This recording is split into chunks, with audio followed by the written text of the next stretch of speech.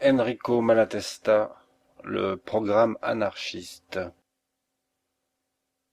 Petit 1. Ce que nous voulons.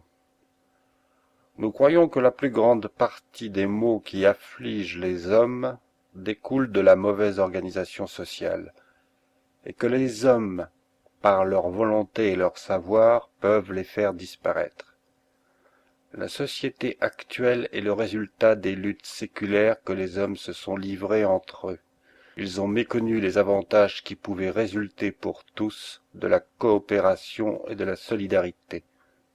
Ils ont vu en chacun de leurs prochains, sauf tout au plus les membres de leur famille, un concurrent et un ennemi, et ils ont cherché à accaparer, chacun pour soi, la plus grande quantité de jouissances possible, sans s'occuper des intérêts d'autrui. Dans cette lutte, naturellement les plus forts et les plus chanceux devaient vaincre, et de différentes manières, exploiter et opprimer les vaincus. Tant que l'homme ne fut pas capable de produire plus que le strict nécessaire à sa survivance, les vainqueurs ne pouvaient que mettre en fuite et massacrer les vaincus, et s'emparer des aliments récoltés. Ensuite, lorsqu'avec la découverte de l'élevage et de l'agriculture, un homme sut produire davantage qu'il ne lui fallait pour vivre, les vainqueurs trouvèrent plus commode de réduire les vaincus au servage et de les faire travailler pour eux. Plus tard, les vainqueurs trouvèrent plus avantageux, plus efficace et plus sûr d'exploiter le travail d'autrui par un autre système. Garder pour soi la propriété exclusive de la terre et de tous les instruments de travail, et accorder une liberté apparente aux déshérités. Ceux-ci n'ayant pas les moyens de vivre, étaient contraints à recourir aux propriétaires et à travailler pour eux, aux conditions qu'ils leur fixaient. Ainsi, peu à peu, à travers un réseau compliqué de luttes de toutes sortes, invasions, guerres, rébellions, répressions, concessions faites et reprises, associations des vaincus unis pour se défendre et des vainqueurs pour attaquer, on est arrivé à l'état actuel de la société, où quelques hommes détiennent héréditairement la terre et toutes les richesses sociales, pendant que la grande masse, privée de tout, est frustrée et opprimée par une poignée de propriétaires. De ceux-ci dépend l'état de misère où se trouvent généralement les travailleurs et tous les maux qui en découlent. Ignorance, crime, prostitution, dépérissement physique, abjection morale, mort prématurée. D'où la constitution d'une classe spéciale, le gouvernement, qui, pourvu des moyens matériels de répression, a pour mission de légaliser et de défendre les propriétaires contre les revendications des prolétaires. Elle se sert ensuite de la force qu'elle possède pour s'arroger des privilèges et soumettre, si elle le peut, à sa suprématie même la classe des propriétaires. D'où la formation d'une autre classe spéciale, le clergé, qui, par une série de fables sur la volonté de Dieu, sur la vie future, etc., cherche à mener les opprimés à supporter docilement l'oppresseur, et qui, tout comme le gouvernement, sert les intérêts des propriétaires, mais aussi les siens propres.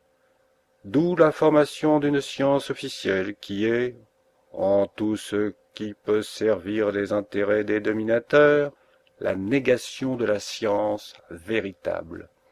D'où l'esprit patriotique, les haines de race, les guerres et les paix armées, plus désastreuses encore peut-être que les guerres elles-mêmes. D'où l'amour transformé en marché ignoble, d'où la haine plus ou moins larvée, la rivalité, la défiance, l'incertitude et la peur entre les êtres humains. Nous voulons changer radicalement un tel état de choses, et puisque tous ces maux dérivent de la recherche du bien-être, poursuivi par chacun pour soi et contre tous, nous voulons leur donner une solution en remplaçant la haine par l'amour, la concurrence par la solidarité, la recherche exclusive du bien-être par la coopération, l'oppression par la liberté, le mensonge religieux et pseudo-scientifique par la vérité. Par conséquent, petit 1, abolition de la propriété privée de la terre, des matières premières et des instruments de travail, pour que personne n'ait le moyen de vivre en exploitant le travail d'autrui, et que tous, assurés des moyens de produire et de vivre, soient véritablement indépendants et puissent s'associer librement les uns les autres, dans l'intérêt commun et conformément à leur affinité personnelle. Petit 2. Abolition du gouvernement et de tout pouvoir qui fasse la loi pour l'imposer aux autres. Donc abolition des monarchies, république, parlement, armée, police, magistrature, et de toute institution ayant des moyens coercitifs. Petit 3. Organisation de la vie sociale, au moyen des associations libres et des fédérations de producteurs et consommateurs, créées et modifiées selon la volonté des membres, guidées par la science et l'expérience, et dégagées de toute obligation qui ne dériverait pas des nécessités naturelles, auxquelles chacun se soumet volontiers lorsqu'il en a reconnu le caractère inéluctable. Petit 4. Garantie des moyens de vie, de développement, de bien-être aux enfants et à tous ceux qui sont incapables de pourvoir à leur existence. Petit 5. Guerre aux religions et à tous les mensonges, même s'ils se cachent sous le manteau de la science. Instruction scientifique pour tous, jusqu'aux degrés les plus élevés. Petit 6. Guerre au patriotisme, abolition des frontières, fraternité entre tous les peuples. Petit 7. Reconstruction de la famille de telle manière qu'elle résulte de la pratique de l'amour, libre de toute chaîne légale, de toute oppression économique ou physique, de tout préjugé religieux. Tel est notre idéal. Grand 2, voies et moyens. Nous avons exposé jusqu'à présent quel est le but que nous voulons atteindre, l'idéal pour lequel nous luttons. Mais il ne suffit pas de désirer une chose. Si on veut l'obtenir, il faut certainement employer les moyens adaptés à sa réalisation. Et ces moyens ne sont pas arbitraires. Ils dérivent nécessairement des fins que l'on se propose et des circonstances dans lesquelles on lutte. En se trompant sur le choix des moyens, on n'atteint pas le but envisagé, mais on s'en éloigne vers des réalités souvent opposées, et qui sont la conséquence naturelle et nécessaire des méthodes que l'on emploie. Qui se met en chemin et se trompe de route ne va pas où il veut, mais où le mène le chemin qu'il a pris. Il faut donc dire quels sont les moyens qui, selon nous, conduisent à notre idéal, et que nous entendons employer. Notre idéal n'est pas de ceux dont la pleine réalisation dépend de l'individu considéré isolement. Il s'agit de changer la manière de vivre en société, d'établir entre les hommes des rapports d'amour et de solidarité, de réaliser la plénitude du développement matériel, moral et intellectuel, non pour un individu isolé, non pour les membres d'une certaine classe ou d'un certain parti, mais pour tous les êtres humains. Cette transformation n'est pas une mesure que l'on puisse imposer par la force. Elle doit surgir de la conscience éclairée de chacun pour entrer dans les faits, par le libre consentement de tous. Notre première tâche doit donc être de persuader les gens. Il faut que nous attirions l'attention des hommes sur les maux dont ils souffrent et sur la possibilité de les détruire. Il faut que nous suscitions en chacun la sympathie pour les souffrances d'autrui et le vif désir du bien de tous. À qui a faim et froid, nous montrerons qu'il serait possible et facile d'assurer à tous la satisfaction des besoins matériels. À qui est opprimé et méprisé, nous dirons comment on peut vivre heureusement dans une société de libres et d'égaux. À qui est tourmenté par la haine et la rancune, nous indiquerons le chemin pour rejoindre l'amour de ses semblables, la paix et la joie du cœur. Et quand nous aurons réussi à répandre dans l'âme des hommes le sentiment de la révolte contre les maux injustes et inévitables dont on souffre dans la société actuelle, et à faire comprendre quelles en sont les causes et comment il dépend de la volonté humaine de les éliminer, quand nous aurons inspiré le désir vif et passionné de transformer la société pour le bien de tous, alors les convaincus, par leur élan propre et par la persuasion de ceux qui les ont précédés dans la conviction, s'uniront et voudront et pourront mettre en œuvre l'idéal commun. Il serait, nous l'avons déjà dit, absurde et en contradiction avec notre but de vouloir imposer la liberté, l'amour entre les hommes, le développement intégral de toutes les facultés humaines par la force. Il faut donc compter sur la libre volonté des autres, et la seule chose que nous puissions faire est de provoquer la formation et la manifestation de cette volonté. Mais il serait également absurde et en contradiction avec notre but d'admettre que ceux qui ne pensent pas comme nous empêchent de réaliser notre volonté, du moment que nous ne les privons pas du droit à une liberté égale à la nôtre. Liberté donc, pour tous de propager et d'expérimenter leurs propres idées, sans autre limite que celle qui résulte naturellement de l'égale liberté de tous. Mais à cela s'opposent par la force brutale les bénéficiaires des privilèges actuels, qui dominent et règlent toute la vie sociale présente. Ils ont en main tous les moyens de production. Ils suppriment ainsi non seulement la possibilité d'appliquer de nouvelles formes de la vie sociale, le droit des travailleurs à vivre librement de leur travail, mais aussi le droit même à l'existence. Ils obligent les non-prolétaires à se laisser exploiter et opprimer s'ils ne veulent pas mourir de faim. Privilégiés ont les polices, les magistratures, les armées créées exprès pour les défendre et poursuivre, incarcérer, massacrer les opposants. Même en laissant de côté l'expérience historique qui nous démontre que jamais une classe privilégiée ne s'est dépouillée en tout ou en partie de ses privilèges et que jamais un gouvernement n'a abandonné le pouvoir sans y être obligé par la force, les faits contemporains suffisent à convaincre quiconque que les gouvernements et les bourgeois entendent user de la force matérielle pour leur défense, non seulement contre l'expropriation totale, mais contre les moindres revendications populaires, et qu'ils sont toujours prêts à recourir aux persécutions les plus atroces, aux massacres les plus sanglants. Au peuple qui veut s'émanciper, il ne reste qu'une issue: opposer la violence à la violence.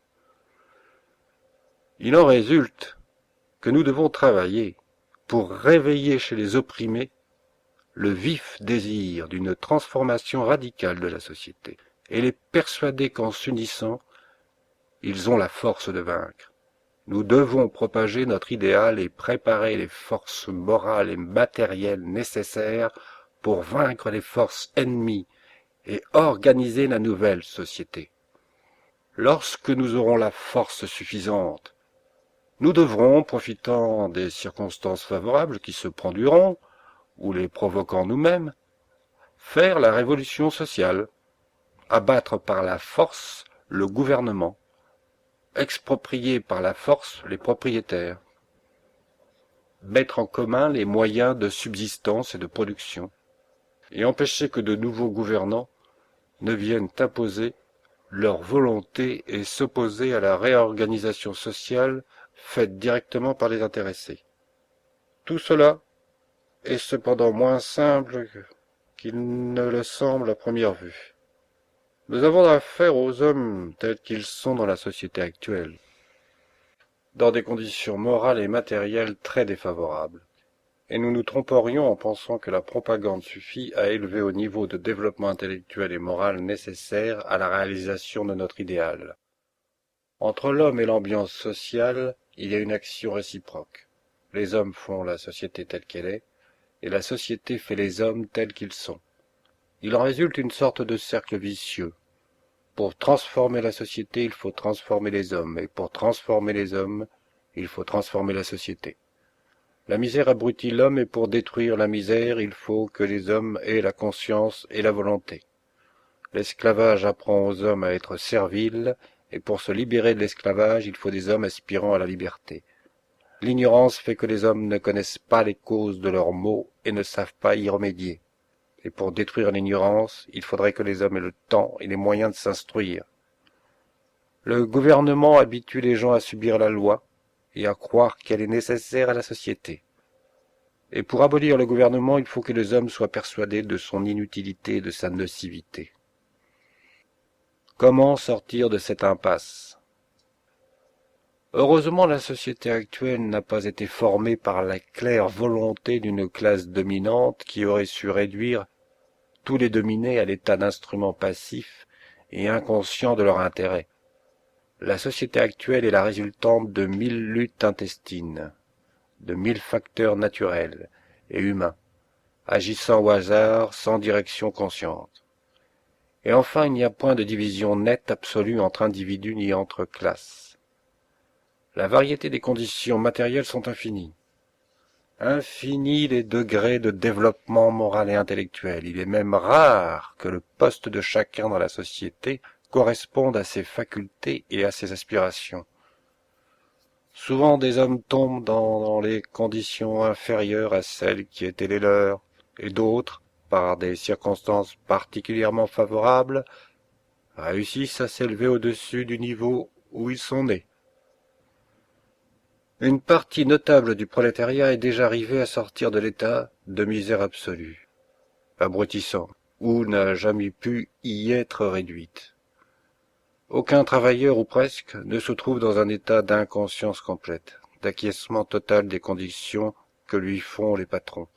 Et les institutions elles-mêmes, qui sont les produits de l'histoire, contiennent des contradictions organiques qui sont comme des germes de mort, dont le développement amène la dissolution de la structure sociale et la nécessité de sa transformation.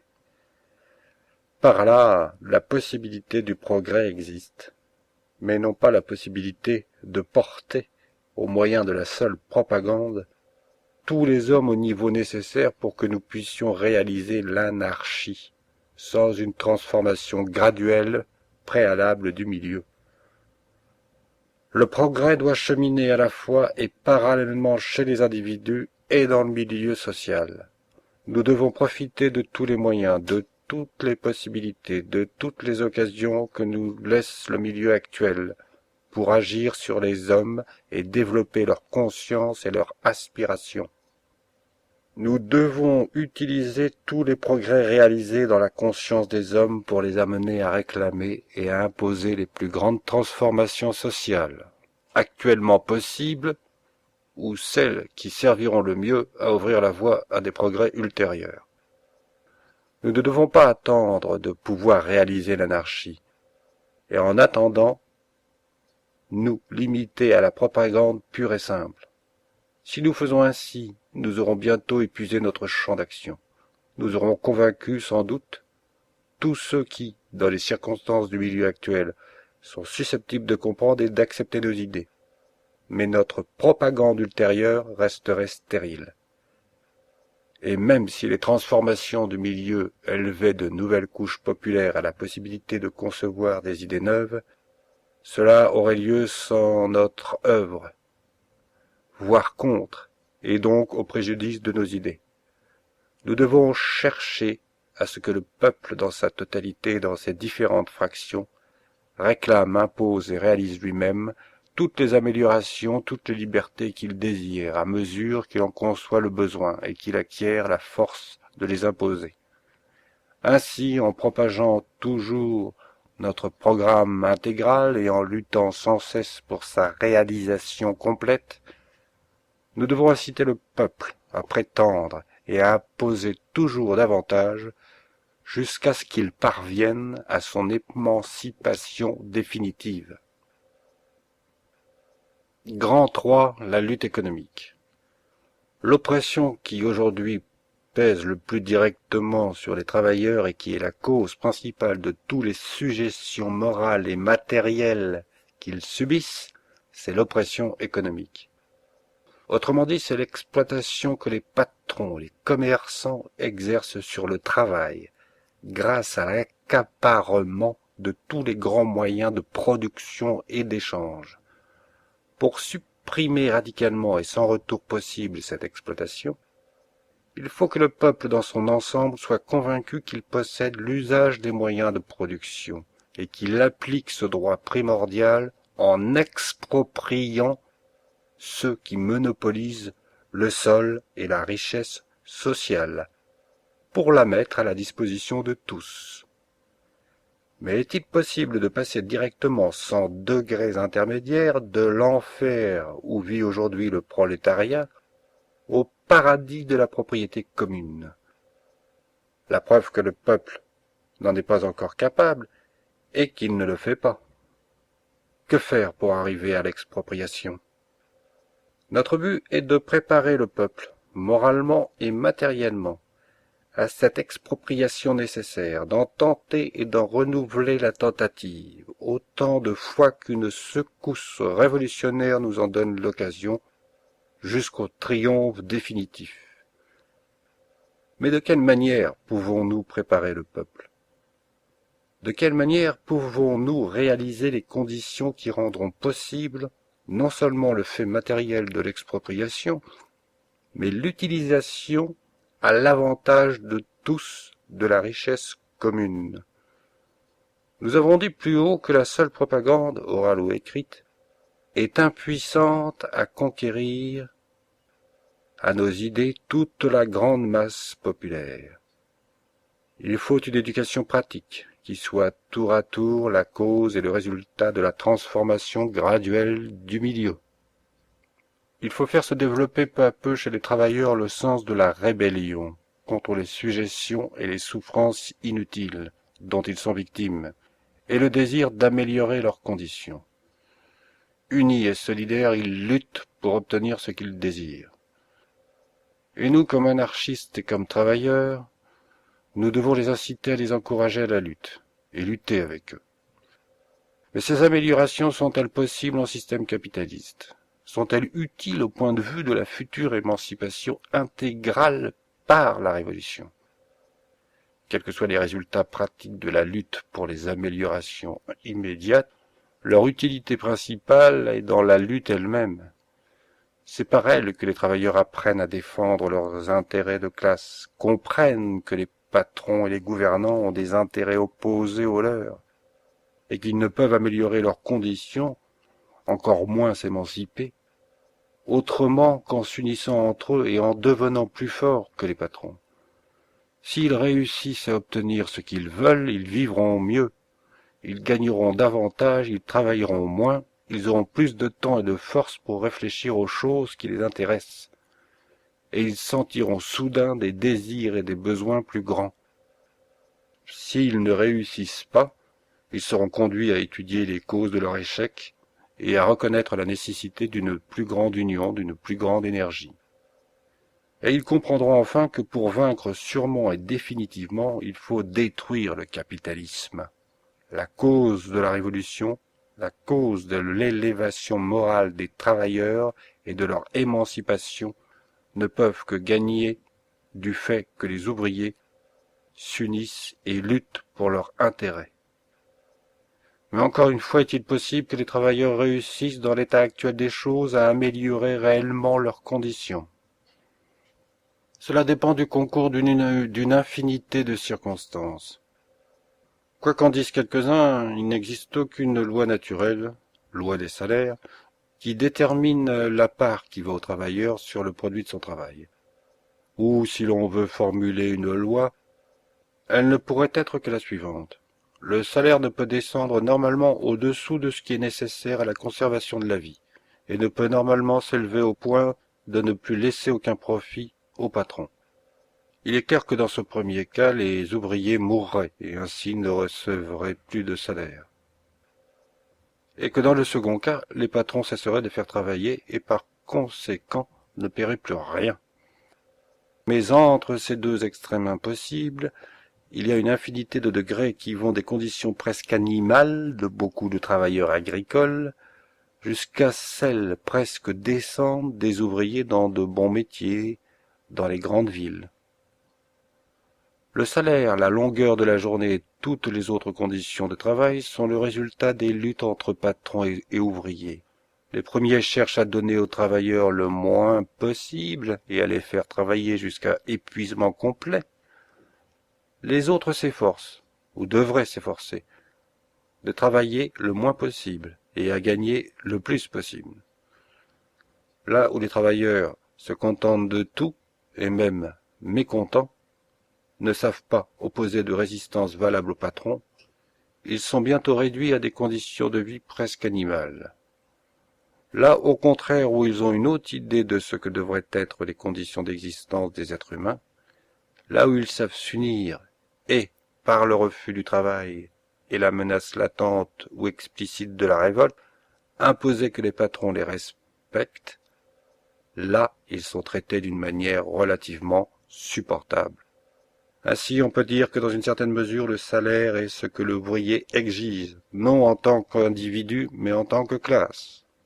En luttant donc, en résistant au patron, les salariés peuvent s'opposer, jusqu'à un certain point, à l'aggravation de leur situation, et même obtenir des améliorations réelles. L'histoire du mouvement ouvrier a déjà démontré cette vérité. Il ne faut cependant pas exagérer la portée de ces luttes entre exploités et exploiteurs sur le terrain exclusivement économique. Les classes dirigeantes peuvent céder, et cèdent souvent, aux exigences ouvrières, énergiquement exprimées, tant qu'elles ne sont pas trop grandes.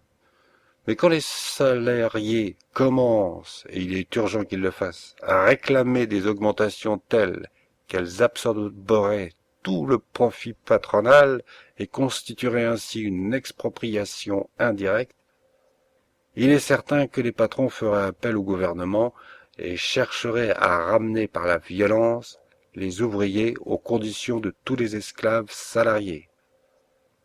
Et avant, bien avant que les ouvriers puissent prétendre à recevoir en compensation de leur travail l'équivalent de tout ce qu'ils ont produit, la lutte économique devient impuissante à assurer un sort meilleur. Les ouvriers produisent tout, et sans leur travail on ne peut vivre. Il semble donc qu'en refusant de travailler, les travailleurs pourraient imposer toute leur volonté. Mais l'union de tous les travailleurs, même d'un seul métier, même d'un seul pays, est difficilement réalisable. À l'union des ouvriers s'oppose l'union des patrons. Les premiers vivent au jour le jour, et s'ils font grève, ils manquent bientôt de pain. Les autres disposent par l'argent de tout ce qui a été produit. Ils peuvent attendre que la faim réduise les salariés à leur merci.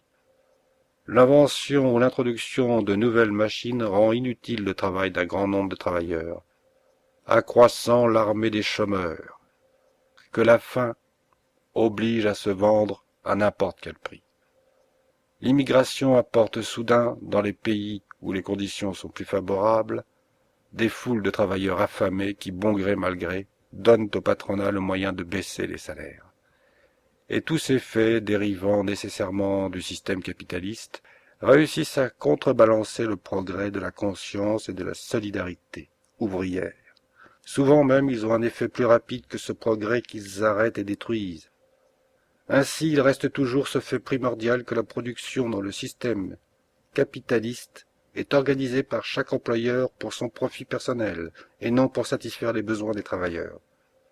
Le désordre, le gaspillage des forces humaines, la pénurie organisée, les travaux nocifs et malsains, le chômage, l'abandon des terres, la sous-utilisation des machines, etc., sont autant de maux qu'on ne peut éviter qu'en enlevant aux capitalistes les moyens de production et par conséquent la direction de la production.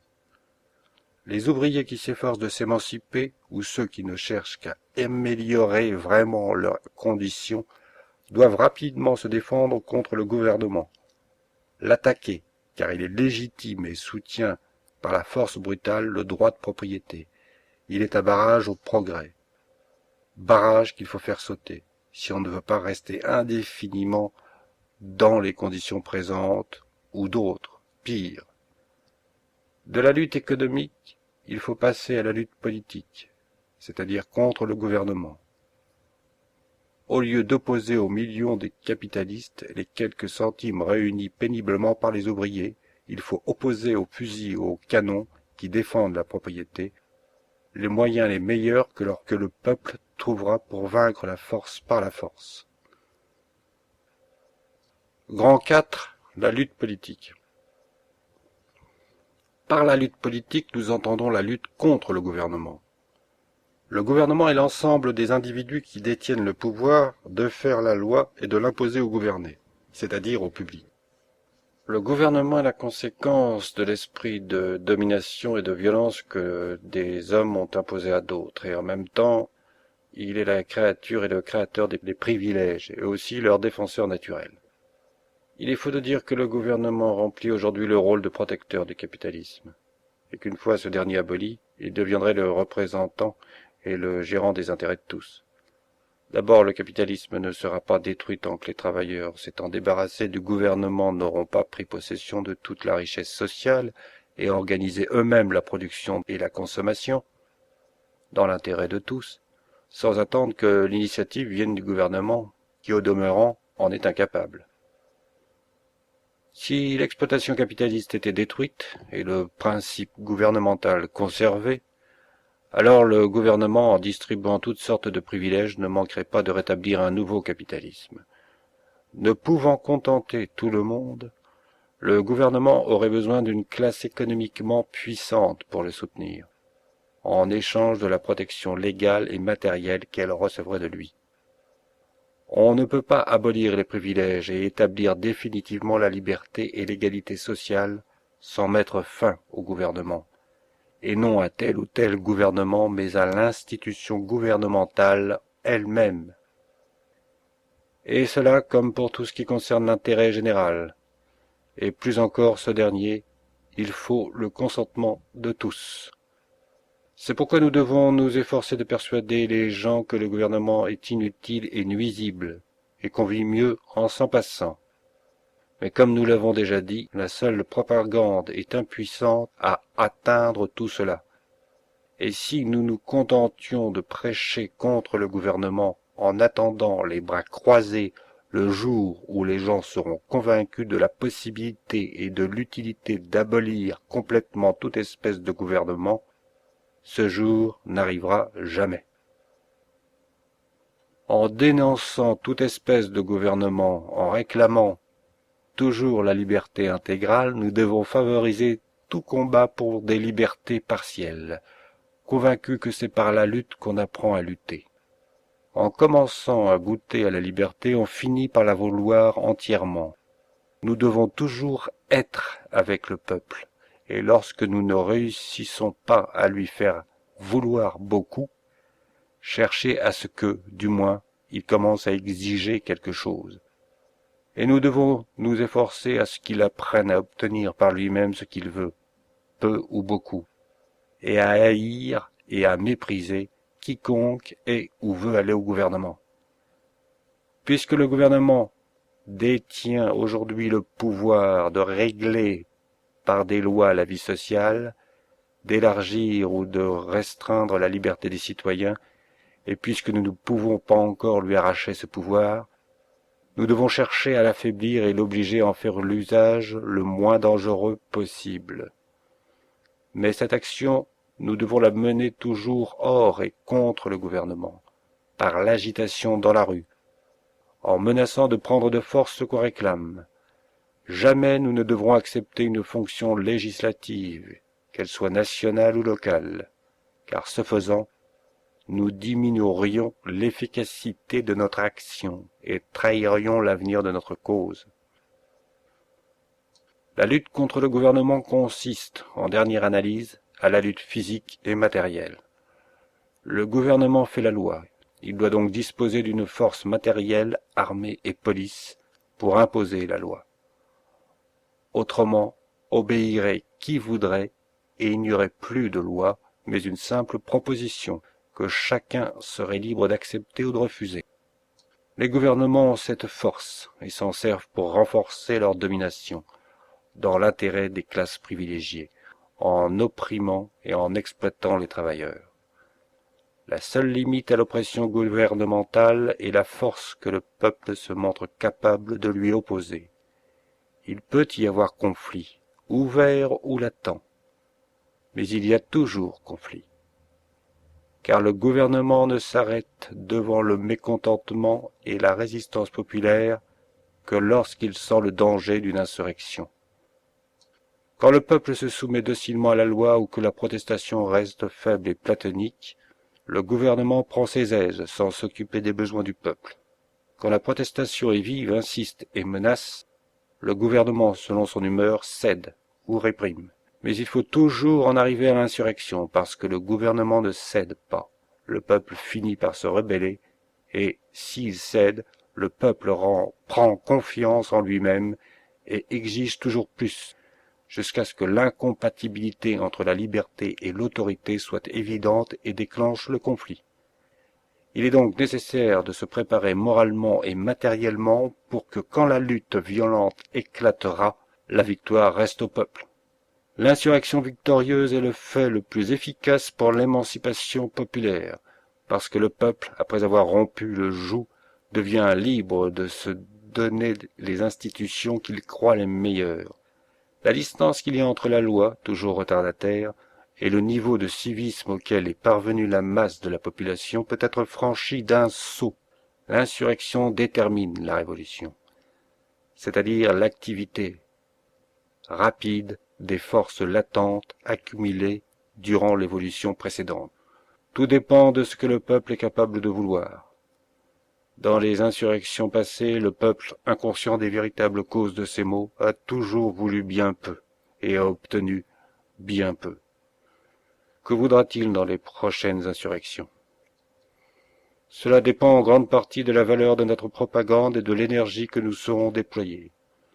Nous devrons inciter le peuple à exproprier les possédants et à mettre en commun leurs biens, à organiser la vie sociale lui-même, par des associations librement constituées, sans attendre l'ordre de personne, à refuser de nommer ou de reconnaître un gouvernement quelconque et tout corps constitué, assemblée, dictature, etc., qui s'attribuerait, même à titre provisoire, le droit de faire la loi et d'imposer aux autres leur volonté par la force. Si la masse du peuple ne répond pas à notre appel, nous devrons, au nom du droit que nous avons d'être libres, même si les autres veulent demeurer esclaves, et pour montrer l'exemple, appliquer le plus possible nos idées, ne pas reconnaître le gouvernement, le nouveau gouvernement, maintenir vive la résistance, faire que les communes où nos idées sont reçues avec sympathie, repoussent toute ingérence gouvernementale et continuent à vivre à leur manière. Nous devrons surtout nous opposer par tous les moyens à la reconstitution de la police et de l'armée, et profiter de toute occasion propice pour inciter les travailleurs à utiliser le manque de forces répressives pour imposer le maximum de revendications. Quelle que soit l'issue de la lutte, il faut continuer à combattre sans répit les possesseurs, les gouvernants, en ayant toujours en vue l'émancipation complète, économique et morale de toute l'humanité. Conclusion. Nous voulons donc abolir radicalement la domination et l'exploitation de l'homme par l'homme. Nous voulons que les hommes, unis fraternellement par une solidarité consciente, coopèrent volontairement au bien-être de tous. Nous voulons que la société soit constituée dans le but de fournir à tous les moyens d'atteindre le même bien-être possible, le plus grand développement possible, moral et matériel. Nous voulons pour tous le pain, la liberté, l'amour et la science. Pour ce faire, nous estimons nécessaire que les moyens de production soient à la disposition de tous, et qu'aucun homme ou groupe d'hommes ne puisse obliger les autres à obéir à sa volonté, ni à exercer son influence autrement que par le raisonnement et l'exemple. Donc, expropriation des détenteurs du sol et du capital à l'avantage de tous et abolition du gouvernement. En attendant, propagande de l'idéal, organisation des forces populaires, combat continuel pacifique ou violent, selon les circonstances, contre le gouvernement et contre les propriétaires pour conquérir le plus possible de liberté et de bien-être pour tous.